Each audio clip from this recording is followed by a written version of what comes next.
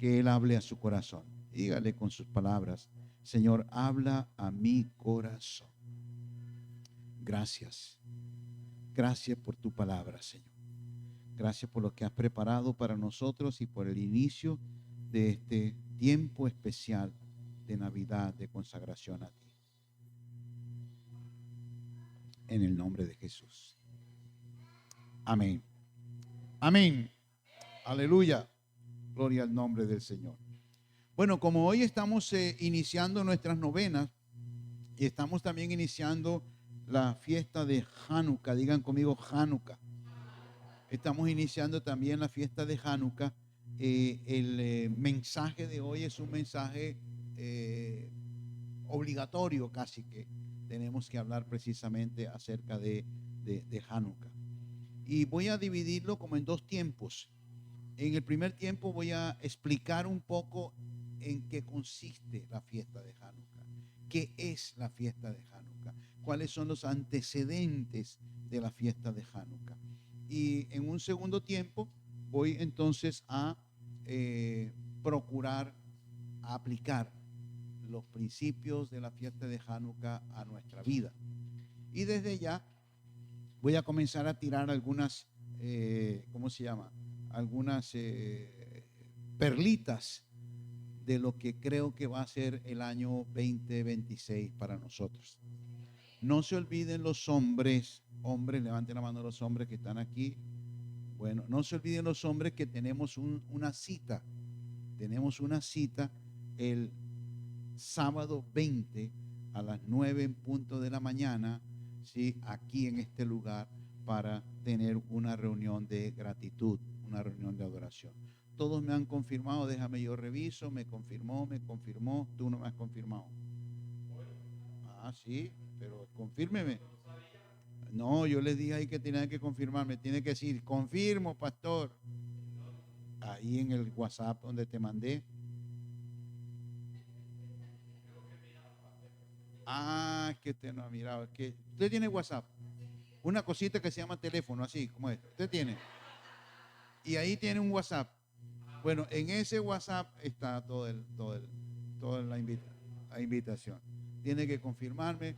Me confirmó, Ale me confirmó, José no me ha confirmado tampoco. ¿Ah? Nada. Así que tienen que confirmarme. El que no me confirme, ya. ¿Cómo tendrán de actividades en ese WhatsApp que ni siquiera lo miran? No, pero tiene que confirmarme para saber exactamente si le echamos más agüita a la sopa o no. Muy bien. Entonces, comienzo hablando un poquito sobre Hanukkah. ¿Están listos? Muy bien. Lo primero que quiero decirles es que Hanukkah es una palabra que traduce dedicación,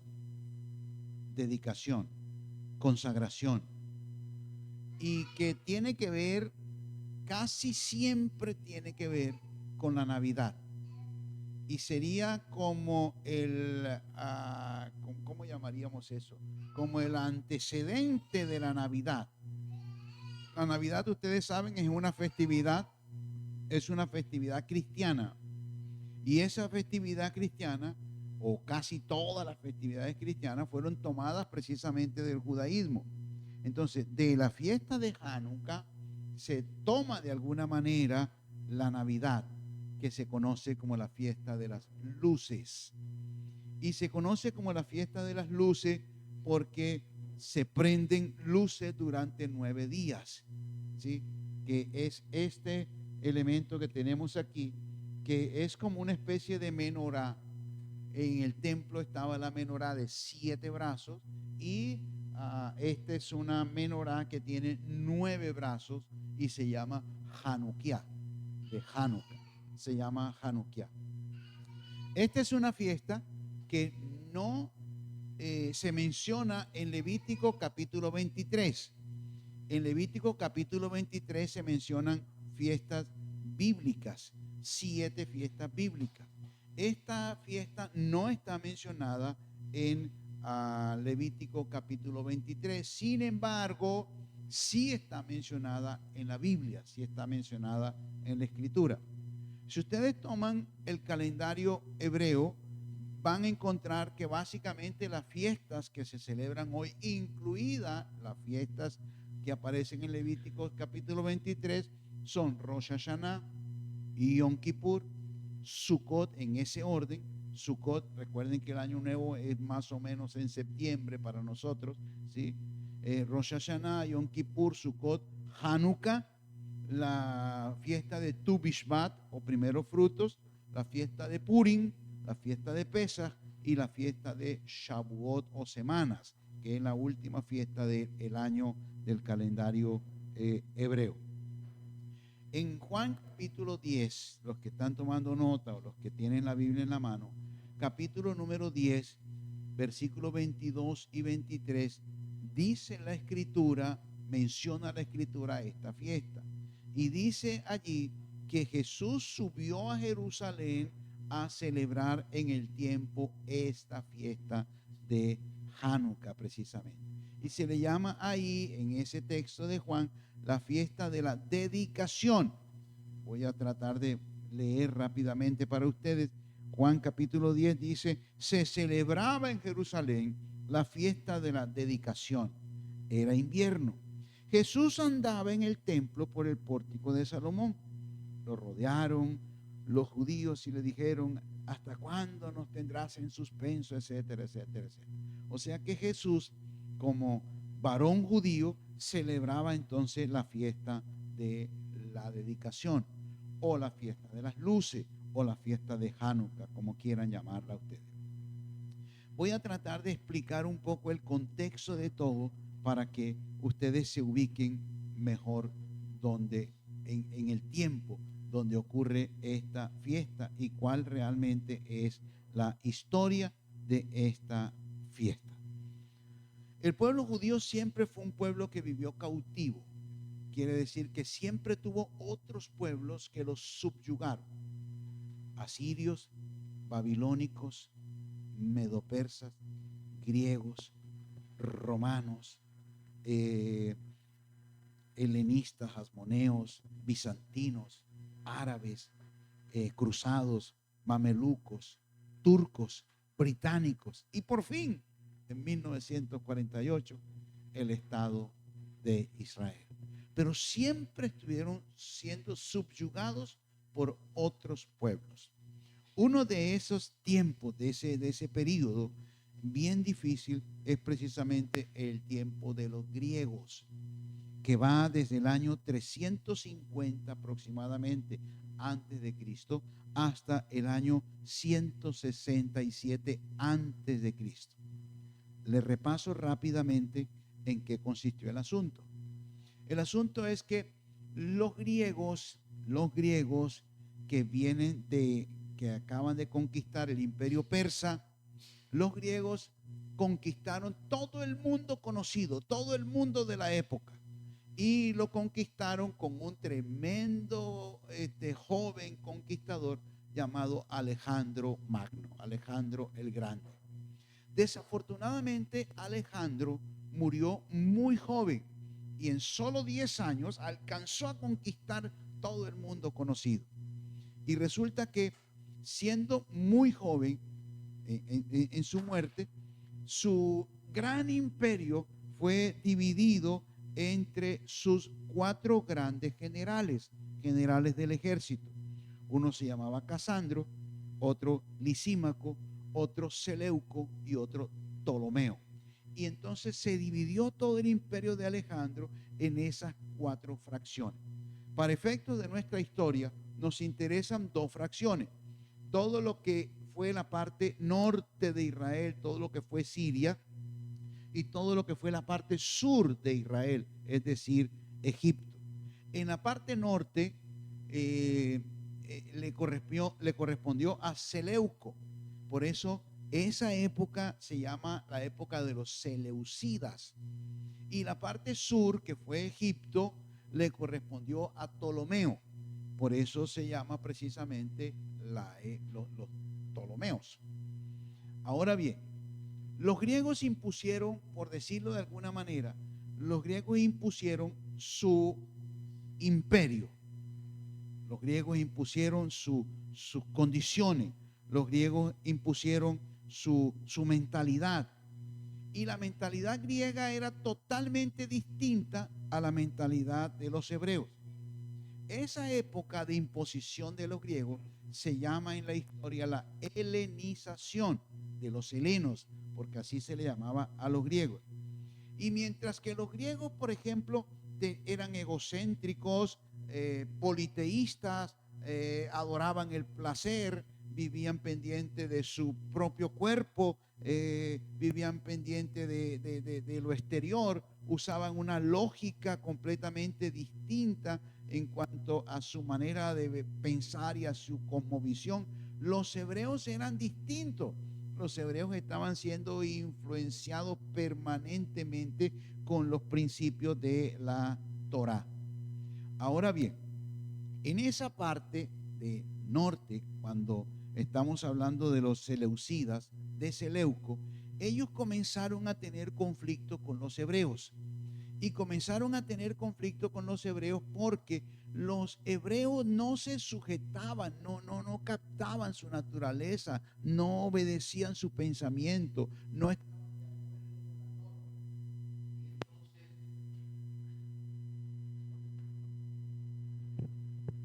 Y entonces resulta que los griegos comenzaron a presionar entonces a los hebreos para sujetarlos y para dominarlos, digamos así. Y eso hizo que ellos entonces comenzaran a tener muchos conflictos internos, porque los griegos comenzaron a establecer una serie de prohibiciones para los judíos de Jerusalén.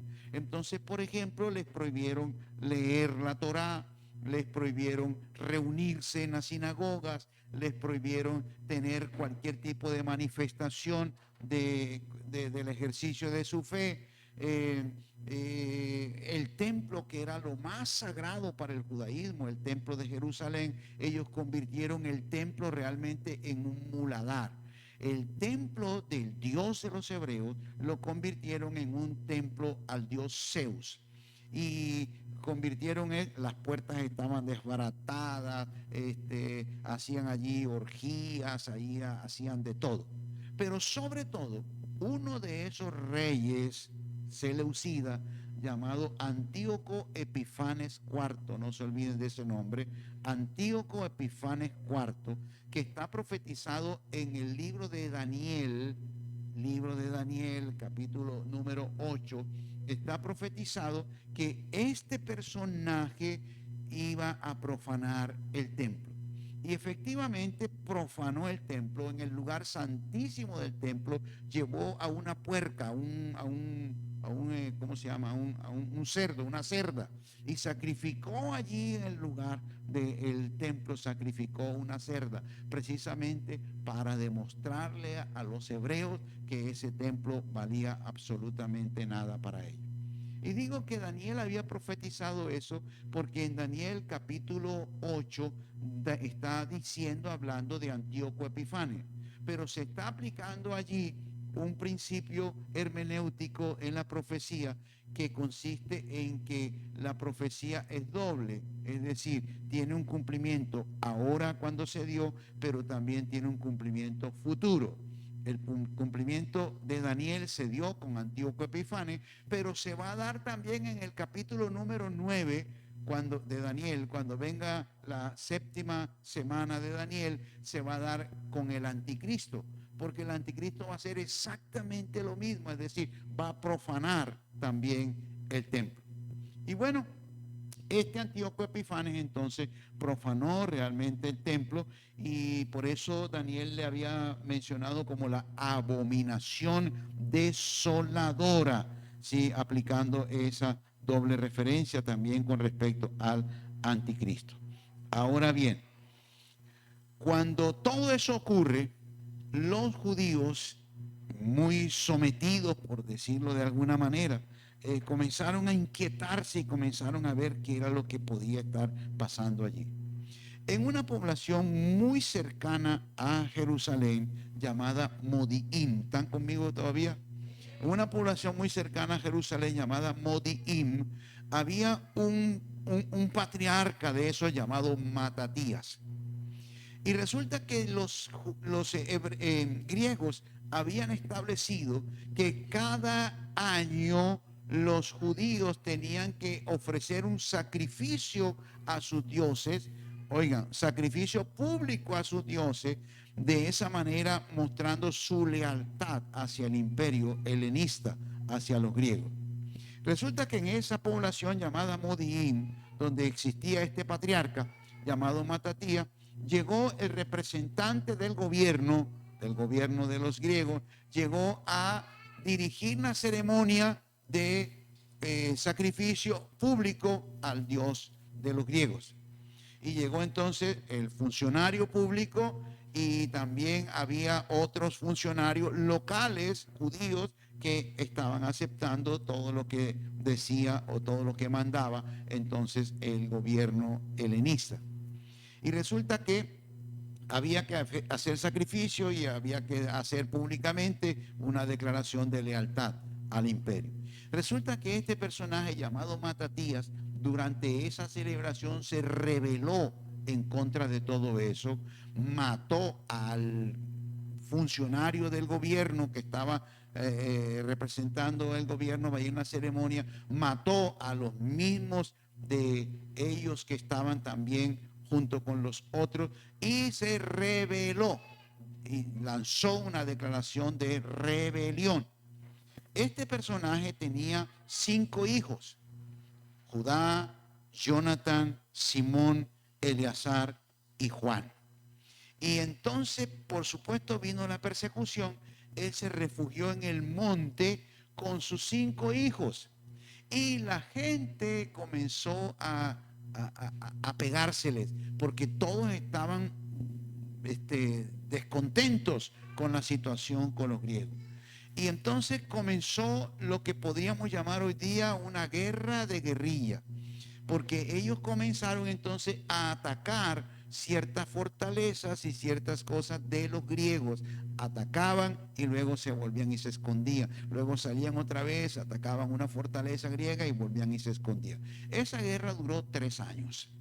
Y durante esos 3 años, obviamente, sus hijos, la mayoría de ellos, murieron. Ok. Lo último que ellos, en la última propuesta militar que hicieron fue liberar el templo. Porque como les digo, el templo estaba totalmente destruido, el templo estaba acabado, el templo había sido profanado, el templo había sido convertido en un templo de un dios pagano. Y entonces ellos se tomaron Jerusalén y se tomaron el templo. Ya eran un ejército grande, habían tenido éxito militar en varias batallas y entonces se fortalecieron para tomar precisamente el templo de Jerusalén. Ahora bien, ellos entonces toman Jerusalén, toman el templo, pero cuando llegan al templo se dan cuenta de que realmente el templo está completamente destruido, que hay que restaurar todas las cosas del templo. Y una de las cosas que había que restaurar dentro del templo era precisamente las luces de la menorá que había en el templo. Porque la Torá dice que día y noche debía arder las luces en el templo. Ahora bien, cuando ellos van a buscar entonces el aceite, un aceite especial preparado para encender las luces del templo, se dan cuenta de que solo encuentran un pequeño calambuquito, un pequeño frasco, un pequeño calambuquito de aceite para las lámparas del templo. Ese aceite alcanzaba solamente para que las lámparas del templo ardieran durante un día. Y no había tiempo de buscar más aceite. El aceite no se compraba, se hacía de manera artesanal.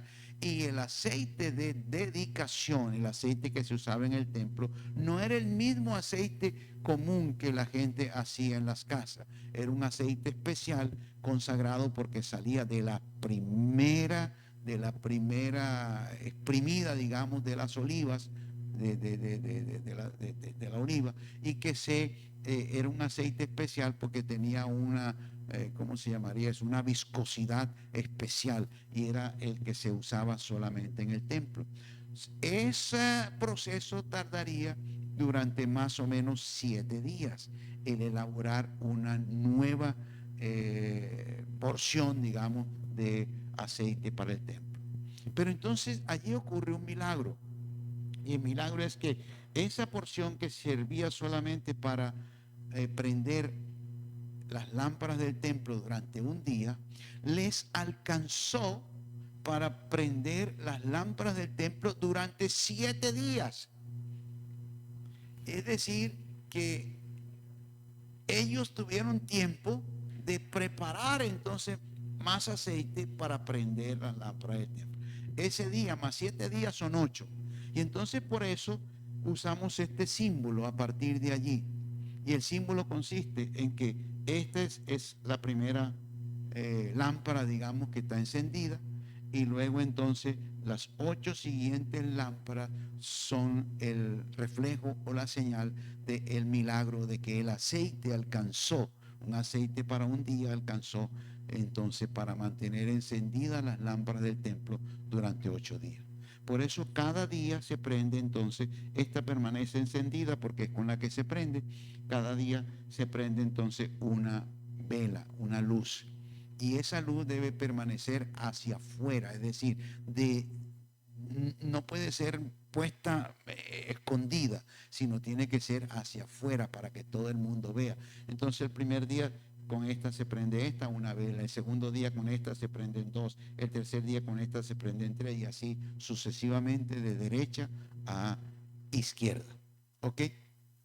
Hasta allí, ¿cómo vamos? Muy bien. Ahora bien, ¿qué realmente? Bueno, voy a hacer primero la aplicación y luego voy a explicar qué normalmente se hace. O explico primero qué normalmente se hace. Hoy día, hoy día todavía el pueblo de Israel celebra esta festividad llamada precisamente Hanukkah. Y como les indiqué, cada día se va prendiendo una vela. ¿Sí? Cada día se va prendiendo una vela. Durante esos 8 días se comen, durante esos 8 días no se ayuna. Ojo con eso, gloria a Dios. Durante esos 8 días no puede haber tristeza. Durante esos 8 días no se ayuna. ¿Sí? Durante esos 8 días se come comida grasosa, es decir, comidas fritas en aceite, celebrando precisamente el asunto del milagro del aceite. Ah, se juega mucho, se reúnen en las casas para encender la vela. Es como una reunión familiar para encender la vela que corresponde. Y se juega, no sé si ustedes conocen la pirinola, ¿sí? Eso todos toman, todos esto, todo así. ¿Cómo se llama? Toma todo de eso. Se juega con eso. ¿Por qué eso? Porque eso era lo que usaban los judíos cuando estaban reunidos y pasaban los oficiales del ejército griego. Entonces ellos se reunían y hacían como si estuvieran jugando allí y tal y no sé qué, para que no lo fregaran porque estaban orando o estudiando la Torá o alguna cosa de esa. Se reparten monedas a los niños para que los niños compren dulces, especialmente dulces. Se come mucho lo que hoy día conocemos como donas, se llaman en hebreo sufganiot. En todas partes donde tú vas, hoy día inclusive en esta festividad, en todas partes donde vas, siempre hay cantidades de donas que tú puedes comer libremente. Las oficinas del Estado, las empresas particulares, todo el mundo hace precisamente cantidades de donas para que todo el mundo pueda disfrutar. Pero además de eso, quiero que ustedes piensen en estos textos que hablaba Jesús acerca de la luz. Jesús, por ejemplo, en Juan capítulo 12, dice que Él es la luz. Y dice en Juan capítulo 8, verso 12, que Él es la luz que esparce las tinieblas. Pero dice también en Mateo capítulo 5 que nosotros somos la luz del mundo y que la luz no se hace para colocarla debajo ni para colocar algo encima de la luz que tape la luz, sino que la luz se coloca en un lugar alto para que ilumine, alumbre lo que está alrededor. Una de las principales digamos, señales, aplicaciones de esta fiesta de Hanukkah es que la luz verdadera un día vino al mundo a alumbrar nuestras tinieblas, y esa luz verdadera es precisamente Jesús de Nazaret. Amén. Ahora vienen las aplicaciones. Aquí en esta celebración, en esta historia, ocurrieron 4 milagros. Y voy a comenzar a lanzar tips aquí, como dicen los chicos ahora, tips. Porque de alguna manera va a ser el fundamento de lo que yo creo que va a ser nuestro año 2026. El año 2026 le vamos a llamar 2026 tiempo de milagros. Ese es el nombre de nuestro año 2026. Pero tengo que explicarles también qué es un milagro para que podamos comprender. Un milagro es una intervención sobrenatural de Dios. Cuando Dios suspende una ley natural y la reemplaza temporalmente por una ley sobrenatural. Cuando Dios viene desde la eternidad al tiempo, se manifiesta en medio de nosotros y produce algún resultado positivo para nosotros. Eso es un milagro. Y no sé si estarán de acuerdo conmigo en que por todas partes donde tú vas, siempre la gente anda hablando de milagros. Entonces, que yo declaro, que yo recibo, que yo pongo el pie, que yo no sé qué, que yo no sé cuándo. Y si por ventura tú dices, yo no creo eso, entonces te abren como la yuca porque dicen, es que usted no anda en el río, que usted no es espiritual, es que usted no, ¿sí? Usted está carnal, usted no entiende el mover del espíritu para este tiempo y una cantidad de cosas locas. Pero los milagros simplemente son intervenciones poderosas de Dios en mi vida.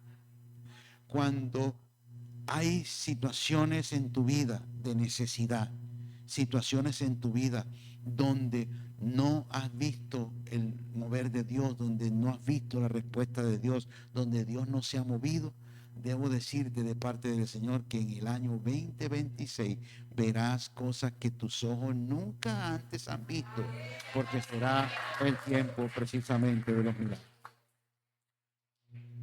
Por eso voy a tomar esta cosa que me trajo Yane, ¿sí? Una cosa fantástica que me pica hasta el alma.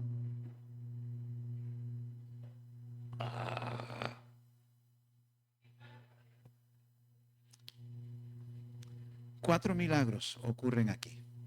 4. Y cada uno de ellos, o más bien con cada uno de ellos, se abrió una puerta. Yo quiero que pongas atención a esos milagros, porque son las mismas puertas que Dios va a abrir en este año 2026. Primer milagro, hubo una victoria militar. Como un grupo conformado por personas sin experiencia militar, que nace desde un patriarca, Matatías, que solo con sus hijos varones decide desafiar todo el imperio de los griegos, decide desafiar toda la fuerza y el ejército de los griegos, y como en tan solo 3 años de lucha intensa, Dios les da a ellos la victoria. ¿Qué lograron ellos con esa victoria militar? Ojo con esto, porque es que a veces nosotros pensamos que las victorias militares son solamente para los carnales y para los otros. Es que nosotros también estamos en una lucha. es que también nosotros tenemos que vencer. Pero ¿cuál fue la puerta que abre esa victoria militar? La puerta que abre esa victoria es la recuperación de su soberanía nacional. Ellos vuelven a ser un pueblo soberano. Escuchen, de toda la historia del pueblo de Israel, tan solo tienen un periodo donde tienen un gobierno autóctono, un gobierno propio, un gobierno de ellos, porque todas las otras veces tuvieron gobiernos extranjeros que los subyugaron. Pero ahora por fin tienen un gobierno nacional. Y desde el año 167 hasta el año 37 antes de Cristo, ellos tienen un gobierno de ellos llamado el gobierno de los Hasmoneos. No sé si alguna vez han investigado sobre eso. El gobierno de los Macabeos. Y precisamente en el año 37, ¿sí?, son los Macabeos los que dan paso, digamos, a el establecimiento de los romanos. Porque precisamente el rey Herodes el Grande, que no era judío, para legitimar su judaísmo, se casa con una Hasmonea para que Roma lo pueda recibir y aceptar como el rey precisamente de toda esa provincia. Entonces lo primero que ocurre allí es que ellos se liberan de la opresión, que ellos se liberan de la esclavitud de los griegos, que ellos restauran entonces la soberanía nacional. La primera puerta que abre ese milagro se llama restauración de la soberanía, liberación de la esclavitud. Pero hay un segundo milagro, y el segundo milagro tiene que ver con la fe. Y es que a pesar de toda esa opresión, a pesar de todo ese la maquinaria que emplearon los griegos para tratar de cambiar su mentalidad, para tratar de cambiar sus convicciones, para tratar de cambiar su fe, ellos permanecieron en su fe.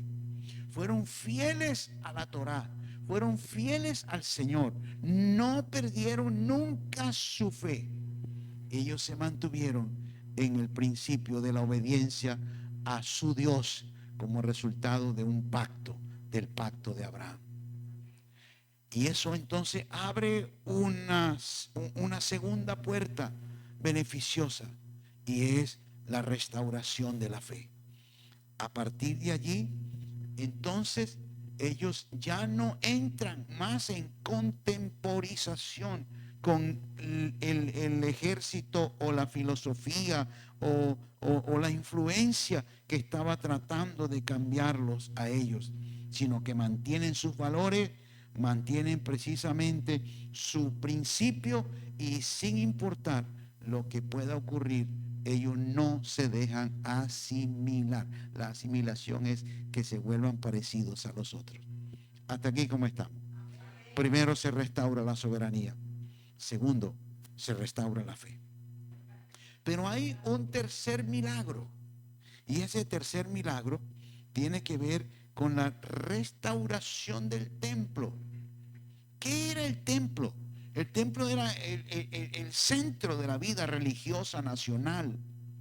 El templo era precisamente el símbolo de su fe y de su consagración al Señor. Y entonces ellos purifican el templo, toman el templo, y comienza todo el proceso de purificación al templo. Ahí la puerta que se abre es que ellos restauran entonces la adoración, restauran entonces la obediencia al Señor, restauran entonces su consagración al Señor, y lo vuelven a convertir el templo en el lugar de su presencia, en el lugar de encuentro con Él, en el lugar donde ellos van a encontrarse con el Señor. Entonces no solamente hay restauración de soberanía, restauración de fe, restauración de adoración, sino que hay además un cuarto milagro. El cuarto milagro es que la botellita de aceite que alcanzaba para un día, entonces ahora alcanzó para 8 días. Y la puerta que se abre allí es que hay una restauración de milagros. Una restauración de milagros. Quiero que pienses que en este año 2026, quiero que pienses en Dios como un Dios interviniente, como un Dios no lejano, no distante, no que pone oído allá a tus oraciones, sino un Dios que está cercano, un Dios que es tuyo, un Dios que te pertenece, un Dios que interviene en tus asuntos, un Dios que obra milagros en tu vida. Amén. ¿Cuál sería la reflexión que tendríamos que hacer acerca de todo esto?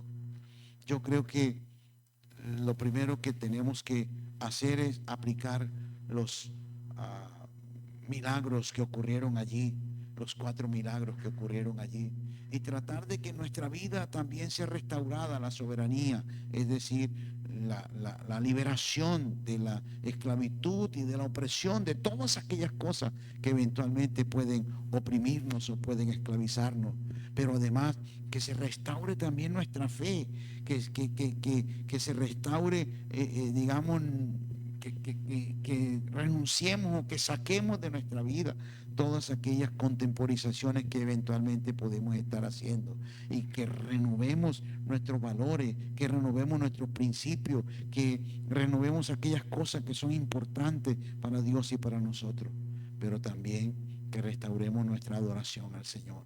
El lugar de su presencia es nuestro corazón hoy día, que restauremos precisamente nuestra adoración a Él, y sobre todo que abramos un espacio permanentemente para que ocurran los milagros, para que Dios pueda obrar, para que Dios pueda actuar, para que Dios pueda intervenir en nuestra vida. Hay 2 verbos que me gustan mucho en hebreo. Uno es lejodot. Lejodot es agradecer, es tener un corazón agradecido con Él.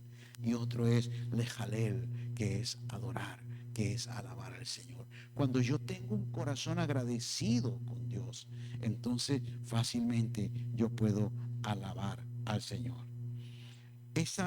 Como comenzamos esta mañana haciendo una declaración precisamente para encender esa vela, aunque a ustedes les parezca extraño, porque tenemos cierta resistencia a ciertas prácticas de la religión tradicional, créanme que vale la pena. Son confesiones de nuestra boca que valen la pena, ¿sí? Baruch atah Adonai Eloheinu melech haolam shenatat lanu et ha'ech kedei leachlich et ha'er shel Hanukkah. Bendito sea el Dios soberano, bendito sea el Dios del universo que nos dio a nosotros la oportunidad de encender las velas de Hanukkah. Créanme, ese tiene que ser nuestro principio de adoración. Ese tiene que ser precisamente nuestra declaración profética de que somos parte precisamente de esa realidad. ¿Cómo aplicamos todo eso a nuestra vida? Usted podrá decir, a mí no me gustan las fiestas, ¿sí? Porque no sé quién nos castró el pensamiento y ya no queremos hacer fiesta. Y pensamos que las únicas fiestas que vale la pena son aquellas donde hay traguitos y hay de todo lo demás, ¿sí? Pero es que la Biblia está llena de festividades, la Biblia está llena de fiestas, y Dios quiere que nosotros nos alegremos, porque cada fiesta que aparece en el Antiguo Testamento es precisamente un anuncio de lo que vendría, que tendría su cumplimiento precisamente en Jesús. Hanukkah tiene un cumplimiento exacto en el Nuevo Testamento, porque Jesús es nuestra luz. Y Él nos mandó precisamente a que nosotros seamos luz al mundo, para que nosotros podamos disipar las tinieblas. En estos días me encontré con un rabino y un rabino de una iglesia mesiánica, y entonces él estaba discutiendo con alguien, y entonces me acerqué allí porque, o sea, me acerqué, pero no iba a hablar con él ni nada, sino que pasé por allí y él me llamó. Pastor, venga. Dígame una pregunta, pastor. ¿Las tinieblas se disipan solas? Y yo me quedé como, ¿qué sería lo que este me quiere decir? ¿Será que me quiere corchar en alguna cosa? No, porque había como bastante gente alrededor, ¿no? Y él me preguntó así duro, como quien dice. Y entonces yo me quedé pensando un momento y dije, ¿que se disipen solas? No. Las tinieblas se disipan como resultado de la luz. Es la luz la que disipa las tinieblas. Nuestra vida puede estar llena de oscuridad, pero esa oscuridad no se va a ir sola. Esa oscuridad se va si yo comienzo a andar en la luz, y la luz comienza a disipar la oscuridad y las tinieblas. Hermano amado, que en esta Navidad que celebramos hoy estamos celebrando, como decía la pastora, nuestro tercer domingo de Adviento. Adviento quiere decir consagración. Adviento quiere decir preparación. Las 4 semanas antes del nacimiento de Jesús se llama Adviento, porque es tiempo especial de preparar nuestro corazón para dos cosas. Dos, no una, dos. Una, recordar la venida de Jesús. Y dos, recordar que un día Él volverá. Dos cosas. Ese tiempo de Adviento, que el Señor te dé la gracia de ser luz, sal, levadura, disipar las tinieblas que hay alrededor de tu casa, de tu familia, de tus finanzas, de tus relaciones, de tus amistades. Disipar las tinieblas que pueda haber, porque Hanukkah representa eso, dedicación, luz, y que Dios te dé la gracia de ser luz. Amén. Ponte de pie conmigo y terminamos en un momento de oración.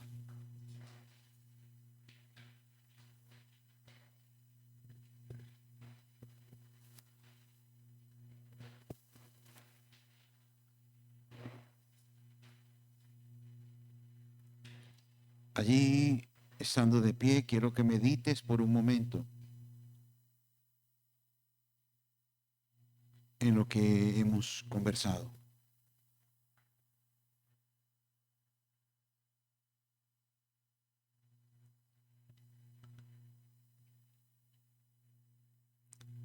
Cuatro milagros ocurrieron allí. Y a través de esos 4 milagros hubo restauración de la opresión, de la esclavitud. Hubo restauración de la fe, de los principios, de los valores. Hubo restauración de la adoración. El lugar de su presencia fue limpiado. Y hubo restauración de los milagros. Los milagros comenzaron a ser parte de la cotidianidad.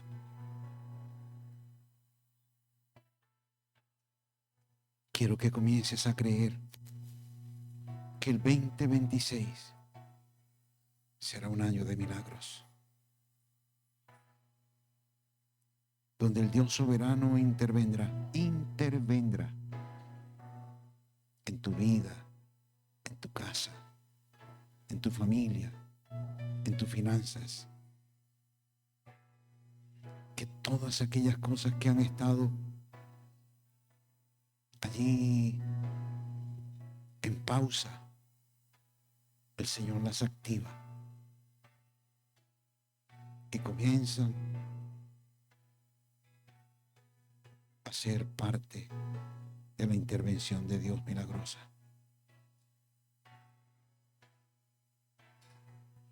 El Dios que multiplicó el aceite, el Dios que dio la victoria militar, el Dios que guardó la fe, el Dios que limpió el templo, es el mismo Dios que vive con nosotros.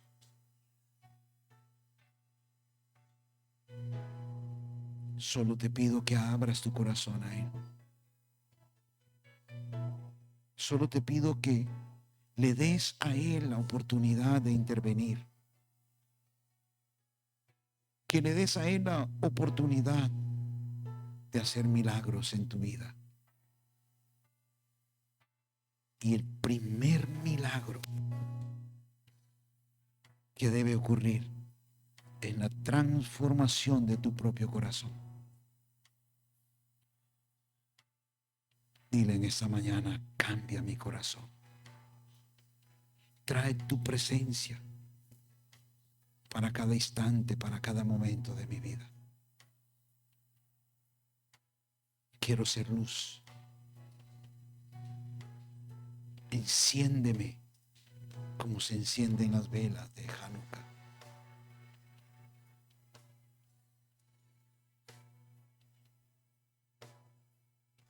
Gracias, Señor.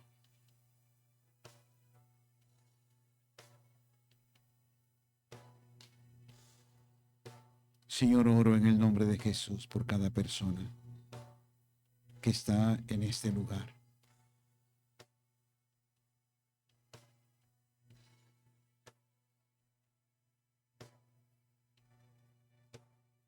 Señor, declaro que milagros creativos, milagros restaurativos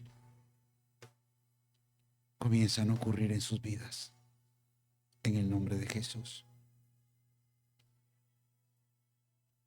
Habrá liberación de esclavitud, recuperación de valores,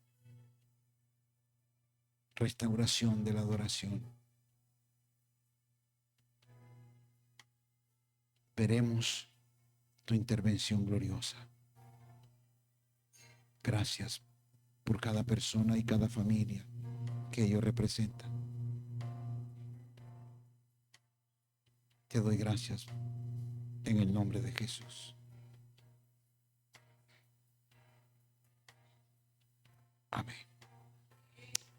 Amén. Que el Señor les dé una semana de victoria.